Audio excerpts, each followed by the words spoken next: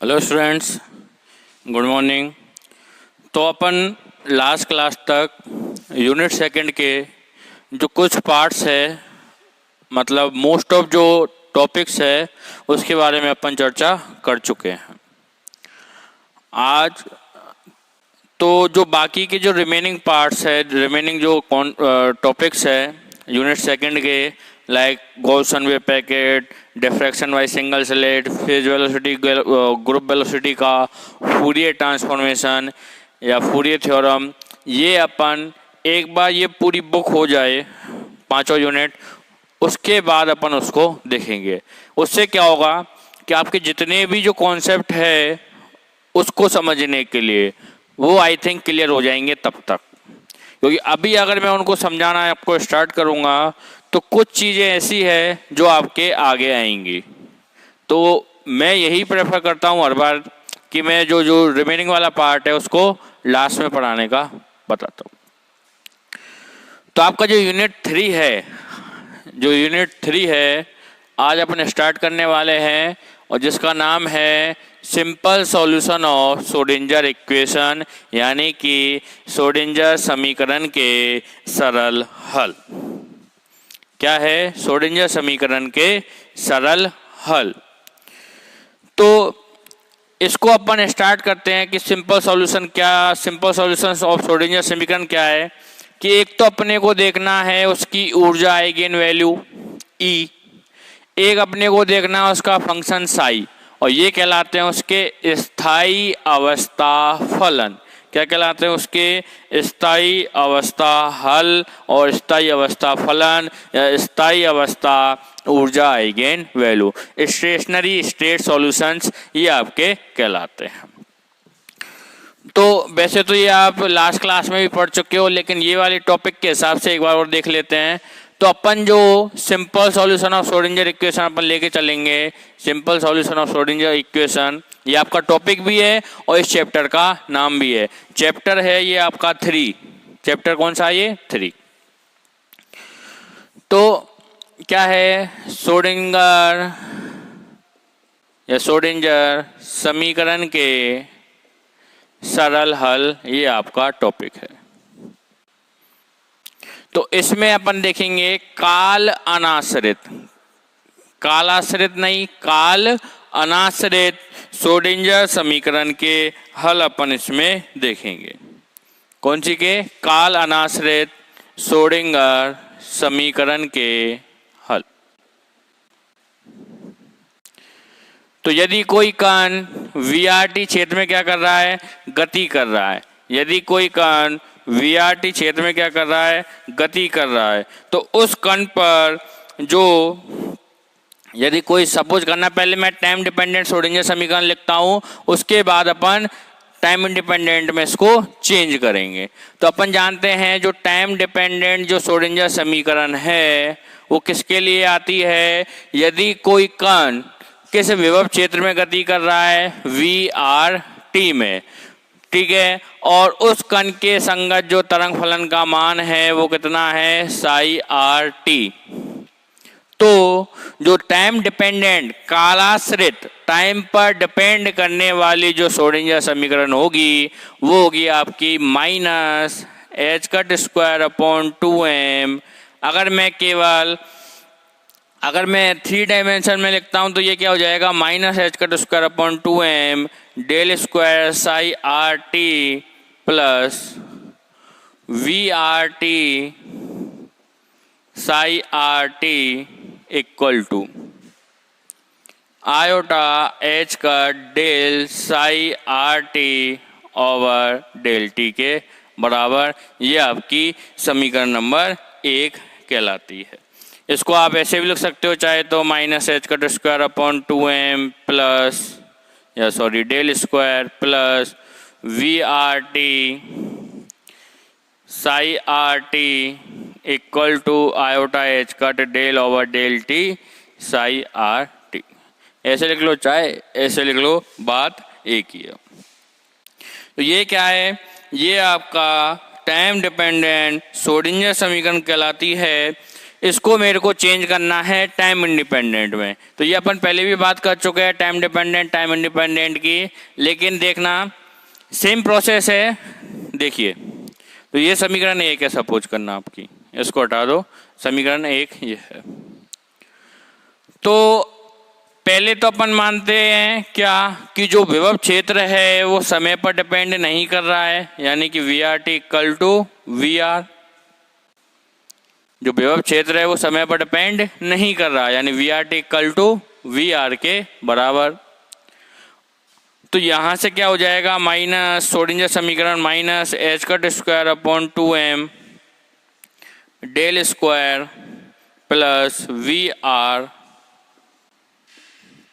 Sai R T equal to iota H cut del psi R T over del T. समीकरण number 2 हो गई। और फिर क्या करना है, चरों की पृथक्करण विधि से साई आर टी को आर तथा टी के रूप में अलग अलग अपने को लिखना है।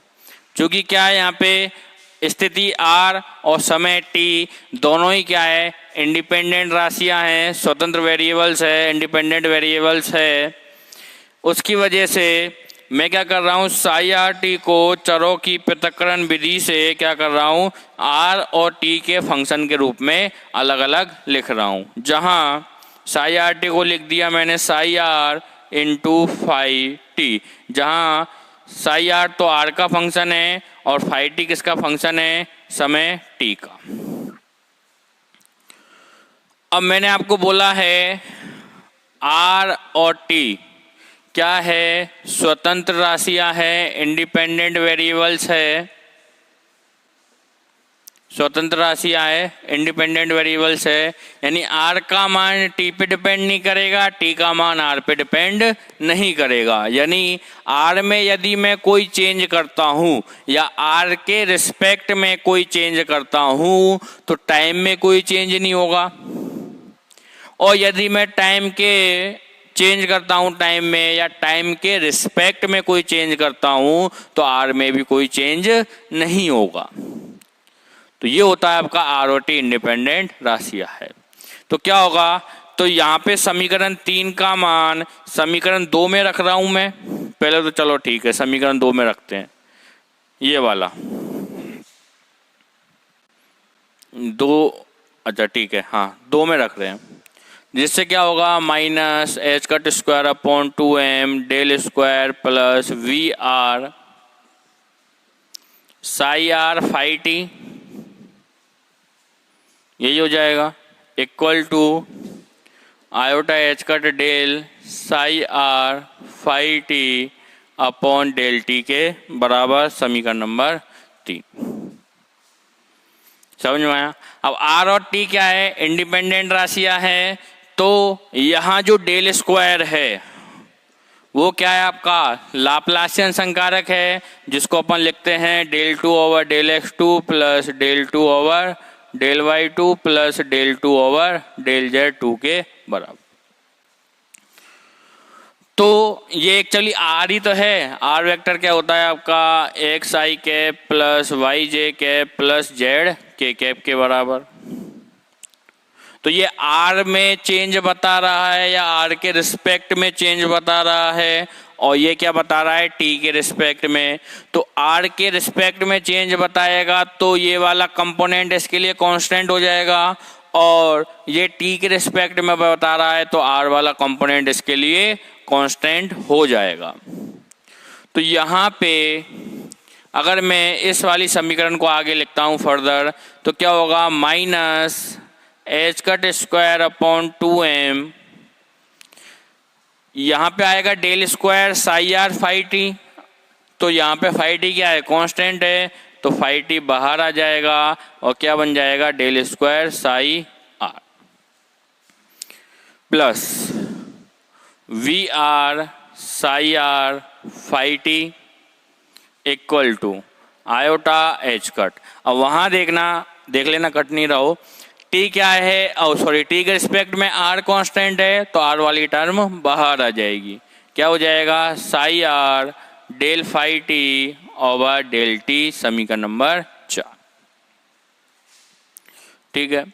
अब ये वाला आपका समीकरण नंबर 4 आ गई। तो समीकरण 4 में अब मेरे को क्या करना है, आर और टी का कंपोनेंट अलग अलग लिखने हैं। इस समीकरण में भी क्या करना है, आर के कंपोनेंट्स अलग लिखने हैं और टी के कंपोनेंट्स अलग लिखने हैं। तो उसके लिए क्या कर रहा हूं मैं, समीकरण 4 में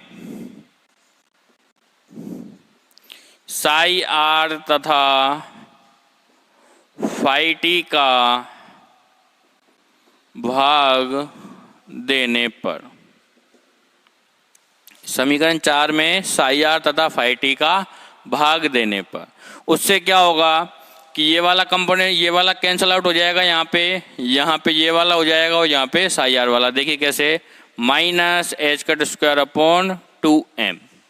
अब साई आर फाई टी ऐसे कर रहे हैं, sorry, psi R phi T का ऐसे भाग दे रहे हैं। तो साई फाई टी से फाई टी कैंसल आउट हो जाएगा, क्या बचेगा यहाँ पे 1 upon psi R del square psi R plus V R बच जाएगा, यहाँ पे psi R phi T cancel out हो जाएगा, equal to iota H cut, और साई आर से साई आर कैंसल आउट, और यहाँ पे क्या बच जाएगा, डिवाइडेड बाई फाई टी, और यहाँ पे तो है ही आपका del phi T over del T, समीकरण नंबर 5। अब आपकी समीकरण नंबर 5 से आगे देखना, यहाँ तक समझ में आ गया है तो आगे चलिए।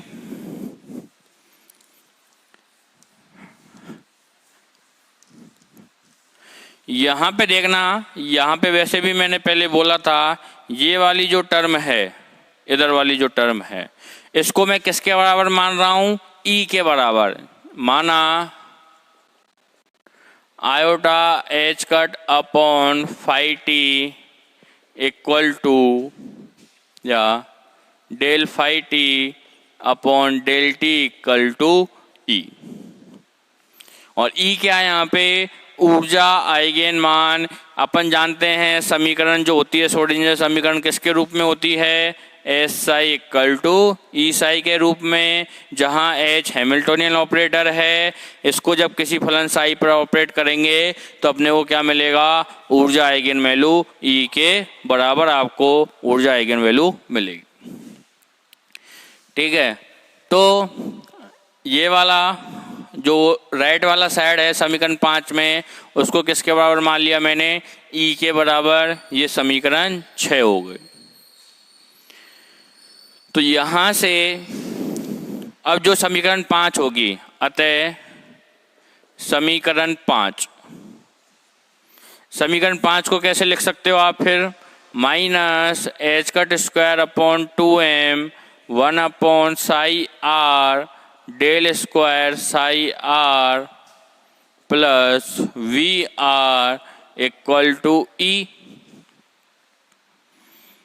लिख दिया, वो ई के बराबर है, वी आर सिंगल है ही है और ये वाला आपका है ही है।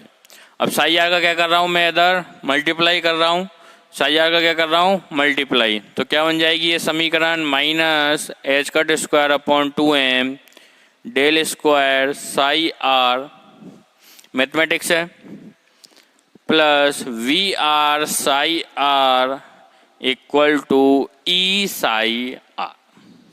और ये देखना, ये आपकी कौन सी समीकरण दिख रही है, या आप इसको ऐसे भी लिख सकते हो, minus H cut square upon 2m del square psi या del square plus V are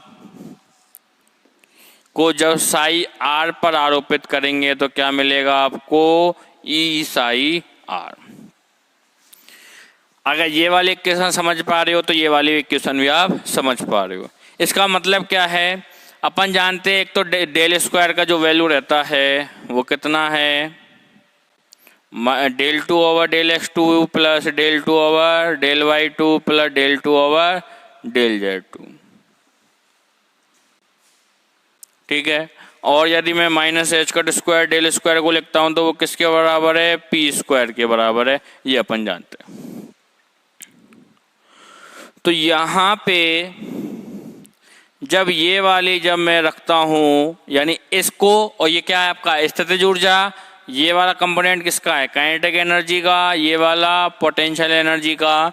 तो जब इस वाले को साई आर पर मैं आरोपित करूंगा तो क्या मिल रहा है मेरे को, ऊर्जा आइगन वैल्यू ई प्राप्त हो रही है, या आप इससे लिख सकते हो H psi R equal to E psi R, जहां साई आर एच के लिए, एच यहाँ पे क्या है, हैमिल्टोनियन संकारक है, इसके बारे में अपन पहले भी चर्चा कर चुके हैं। हैमिल्टोनियन ऑपरेटर है जिसका वैल्यू है माइनस एच का square upon 2m del square plus V R के बराबर। तो क्या कर रहे हैं, जब मैं हैमिल्टोनियन ऑपरेटर को साई आर पर जब आरोपित कर रहा हूं तो मेरे को ये साई आर क्या हो जाएगा यहाँ पे, अब आइगेन फलन क्या हो जाएगा यहाँ पे, आइगेन फलन। तो साई आर को जब आरोपित किया तो क्या आएगा, एच को साई आर पे मेरे को ऊर्जा आइगेन वैल्यू मिल जाएगी ई के बराबर। और अपन जानते हैं हैमिल्टोनियन संकारक एक कौन सा संकारक है, हर्मिशियन संकारक है, हर्मिशियन ऑपरेटर है। और हर्मिशियन ऑपरेटर के संगत जितनी भी आइगेन वैल्यूज है, हर्मिशियन ऑपरेटर के संगत जितनी भी आइगेन वैल्यूज है वो क्या होती है, रियल होती है, वास्तविक होती है। तो H को साई आर पर आरोपित किया, ऊर्जा आइगेन वैल्यू मिली मेरे को E। तो आइगेन मान ही तो है ये, किसके संगत, हैमिल्टोनियन ऑपरेटर के संगत। अब चूंकि हैमिल्टोनियन ऑपरेटर हर्मिशियन है तो उसकी आइगेन वैल्यू रियल रहती है, यानी आपको जो E मिल रहा है, E क्या है, ऊर्जा आइगेन मान, वो क्या मिलेगा आपको, वास्तविक मिलेगा, रियल मिलेगा। ऐसे थोड़ी है जो ऊर्जा है वो इमेजिनरी होती है या कॉम्प्लेक्स कोई क्वांटिटी है। ऊर्जा है तो है, किसके रूप में होगी, वो kinetic energy plus potential energy के रूप में अपना बैलेंस क्या रखेगी, वो बनाए रखेगी, बैलेंस अपना बनाए रखेगी।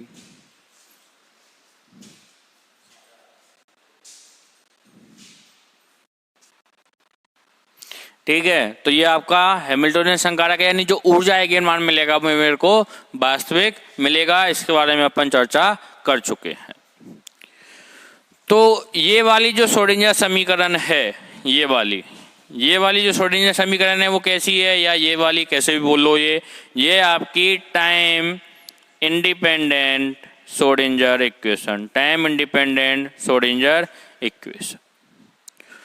देखिए करते हैं कुछ। अब आगे है, यहाँ तक अगर आपके समझ में आ गया है तो आप उन्नति की ओर हो और थोड़ा सा क्वांटम मैकेनिक्स के एक कदम पास में और पहुँच चुके हो।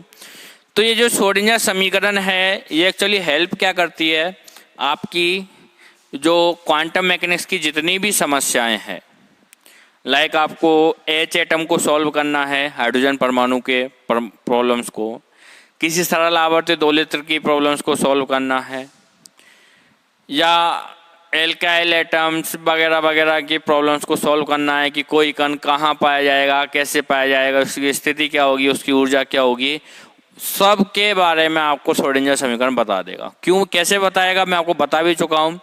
श्रोडिंगर समीकरण है, इसको जब सॉल्व करेंगे तो क्या मिलेगा मेरे को, साई आर का ही तो मान आएगा या साई आर टी का मान आएगा। और साई क्या बताता है, साई कण के साथ जुड़ा हुआ होता है। कण के क्या बताता है, संपूर्ण व्यवहार के बारे में बताता है आपका साई आर आपको पता है क्योंकि कण के साथ वो जुड़ा रहता है, Sai R T psi R. तो श्रोडिंगर समीकरण उसका एक, साई आर उसका हल है। तो श्रोडिंगर समीकरण क्या बताएगा, कण के बारे में। इसका उपयोग न्यूक्लियर फिजिक्स में, क्वांटम मैकेनिक्स में और जितनी भी ब्रांचेज आगे जुड़ी हुई है, क्वांटम इलेक्ट्रोडायनामिक्स वगैरह वगैरह में, सब में इसका यूज होता है। ठीक है, तो अब ये अपने पास श्रोडिंगर समीकरण आ गई। टाइम डिपेंडेंट श्रोडिंगर समीकरण लिखी थी अपन ने, minus H cut square upon 2m del square psi R T plus V R T psi R T equal to iota H cut over phi T del phi T over del phi T, sorry phi T नहीं।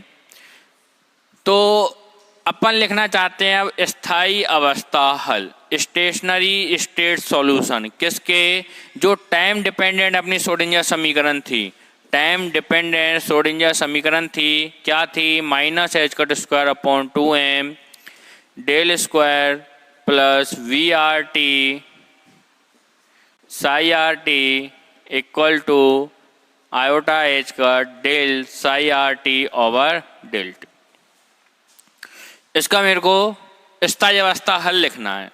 तो मैं पहले तो एक मान चुका था चरों के पृथक्करण विधि से साई आर टी क्या होगा? Psi R phi T. अब इसका जो सॉल्यूशन होगा वो साई आर टी तो होगा टाइम डिपेंडेंट का, इसका जो होगा वो साई आर होगा, लेकिन इसका क्या होगा? Psi R T. और साई आर टी को फर्दर अपन ने इंट्रोड्यूस कर दिया psi R into phi T के रूप में। तो अब अपन ने जो समीकरण नंबर 5 थी या 6 थी उसमें मैंने माना था ये वाला समीकरण नंबर 6, क्या माना था? Iota H cut over phi T del phi T over जो डेल टी का वैल्यू है वो किसके बराबर है? ऊर्जा आइगन ई के बराबर है। तो यहाँ से अगर मैं इसको आगे फर्दर सॉल्व करता हूँ तो क्या आएगा? यहाँ पे 1/फाई आयोटा एच कट को इसके नीचे लेके जा रहा हूँ ई के, डिनोमिनेटर में आ जाएगा ये ई अपॉन आयोटा एच कट। अब देखना ई अपॉन आयोटा एच कट को इसके नीचे की साइड ले गए, डिनोमिनेटर में ले गए, तो E upon iota H cut. अपन जानते हैं +1 को कैसे लिख सकते हैं अपन? Minus iota square. Minus iota square कैसे लिख सकते हैं? +1 के रूप में। तो यहाँ पे इसको मैं क्या लिख सकता हूँ? माइनस आयोटा स्क्वायर ई upon H cut, iota H cut, ठीक है। और आयोटा से आयोटा क्या हो जाएगा? कैंसल आउट, ठीक है। और ये क्या बन जाएगा? इसको भी देख लो, मैं रीअरेंज करके लिख रहा हूँ, del phi T over phi T, और डेल टी को भेज दिया मैंने उधर की साइड। देख लो ये वाली इक्वेशन आपके समझ में आ जाएगी। तो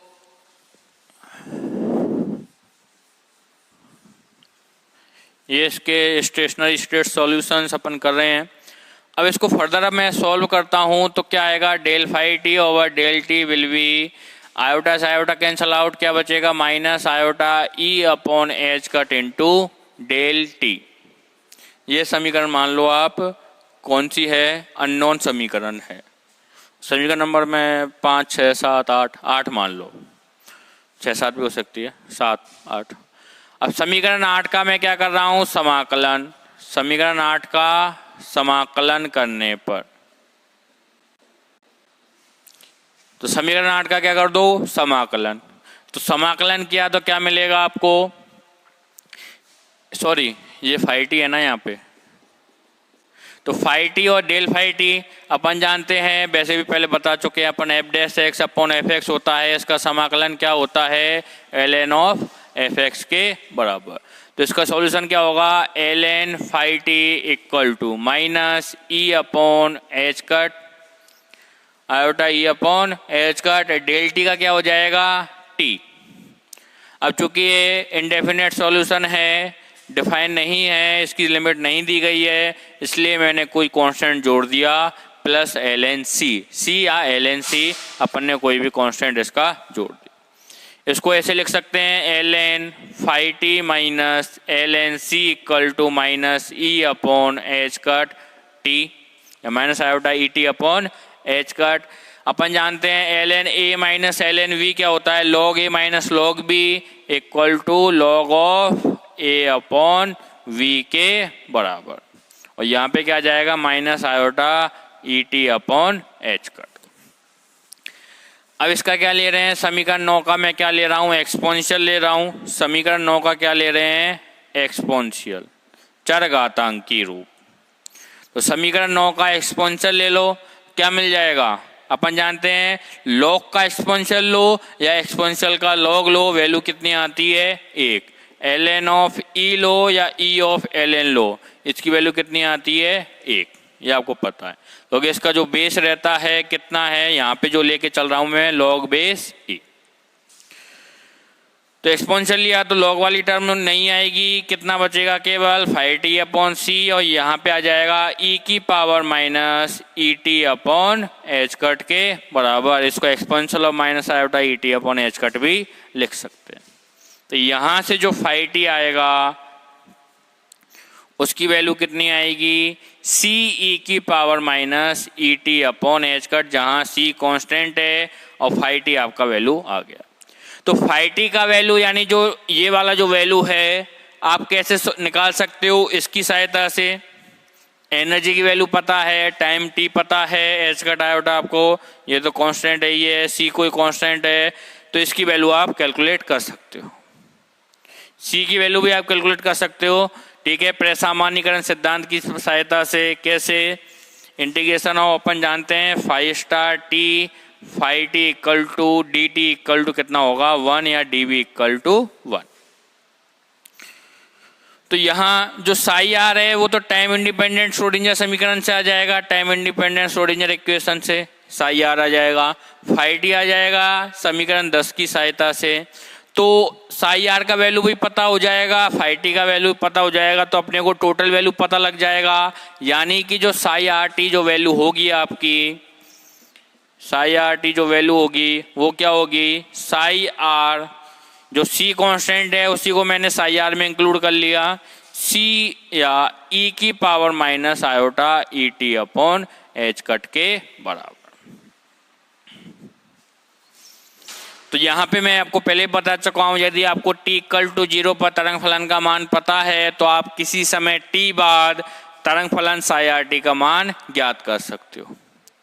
तो अब ज्ञात करते हैं प्रायिकता और देखते हैं प्रायिकता का मान समय पर डिपेंड करता है या नहीं। जब मैंने आपको प्रायिकता धारा घनत्व का संरक्षण बताया था तो उसमें बताया था प्रायिकता का मान टाइम पर डिपेंड नहीं करता है। तो इसका पहले लेते हैं कॉम्प्लेक्स कंजुगेट लेते हैं पहले तो, ठीक है। तो कॉम्प्लेक्स कंजुगेट क्या आएगा, साई स्टार आर टी, और आयोटा को माइनस आयोटा में, माइनस आयोटा को प्लस आयोटा में। तो यहाँ पे क्या है, माइनस आयोटा क्या बन जाएगा, e की power iota ET upon H cut के बराबर। तो प्रायिकता कैलकुलेट कीजिए, क्या आएगी, किसी कण के स्थिति आर और समय t पर पाए जाने की प्रायिकता कैसे कैलकुलेट करोगे आप, p equal to mod of psi R T का होल स्क्वायर या psi star R T psi R T, इसको मैं PRT के रूप में लिख रहा हूं। अब साई स्टार आर टी का वैल्यू कितना है, साई स्टार आर और e की power iota ET upon H cut, Sai R T का वैल्यू साई आर e की power minus iota ET upon H cut, और e की पावर a इंटू e की पावर b क्या होता है, e की पावर a प्लस b। तो ये दोनों क्या हो जाएंगे, कैंसल आउट, क्योंकि क्या होगा, e की power iota ET upon H cut plus minus e की power minus iota ET upon H cut, क्या मिलेगा, e की पावर 0 जिसका वैल्यू होता है आपका 1। ये क्या मिल जाएगा आपको, Sai star r into Sai r, और ये किसके बराबर चल रहा है, PRT के बराबर। और इसको कैसे लिख सकते हैं अपन, मॉड ऑफ साई आर का होल स्क्वायर लिख सकते हैं। इसको ओपन करोगे तो ये मिलेगा, या इसको करके ये कर लो। और ये किसका वैल्यू है, PR का वैल्यू है, यानी प्रायिकता का मान है जो समय t पर डिपेंड नहीं कर रही है, और ये समय t पर, यानी कि ये वाला वैल्यू और ये वाला वैल्यू सेम आ गया। यानी कि इस टाइम की जरूरत है ही नहीं प्रायिकता को कैलकुलेट करने में, यानी कि किसी कण के किसी स्थिति r और समय t पर पाए जाने की प्रायिकता का मान समय t पर डिपेंड नहीं करता है, चाहे अभी आप अभी करो या बाद में करो, उसकी वैल्यू हमेशा सेम रहेगी प्रायिकता की। क्लियर है। तो ये आपका टॉपिक था श्रोडिंगर समीकरण के हल, और ये जो स्थायी अवस्था हल हो जाएगा ये वाला क्या होगा, स्टेशनरी स्टेट सॉल्यूशन, स्थायी अवस्था हल हो जाएगा श्रोडिंगर समीकरण का, ठीक है। और यहाँ से आप बता सकते हो कि प्रायिकता का मान समय पर डिपेंड नहीं करता है। नेक्स्ट क्लास में अपन देखेंगे कि तरंग फलन साई के परिसीमा और सातत्य प्रतिबंध क्या होते हैं, और उसके बारे में अपन देखेंगे नेक्स्ट क्लास में। Thank you.